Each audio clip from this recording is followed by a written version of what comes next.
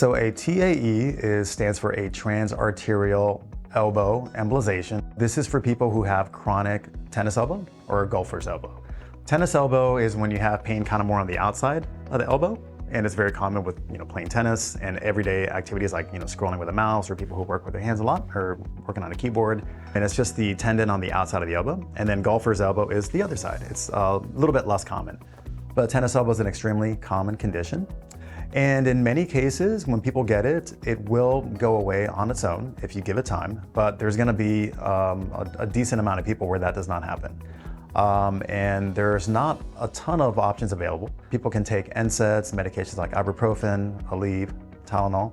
People can also try to take a break from whatever it is that they're doing. Stretching exercises can be done, rehabilitation, but the results are kind of variable. For the most part, people would try things like steroid injections, but it's really not a great technique for that pathology because it could actually trigger long-term further degeneration. And also if you get any improvement, it's very temporary. The transarterial elbow embolization, it's a relatively new procedure that recent data has proven to be extremely favorable. It's thought to be at least as effective as surgery with essentially 90% effectiveness rate.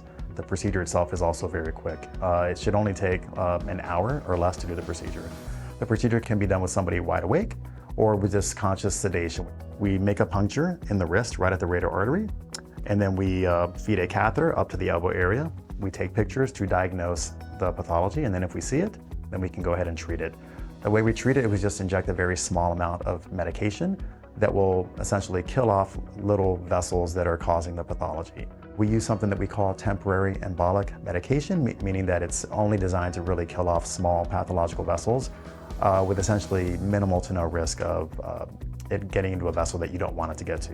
So it's one of the few techniques or procedures or treatments for tennis elbow that I'm aware of that actually can reduce pain, reduce inflammation, and actually be potentially curative by actually helping to reduce and eliminate the pathology that's present.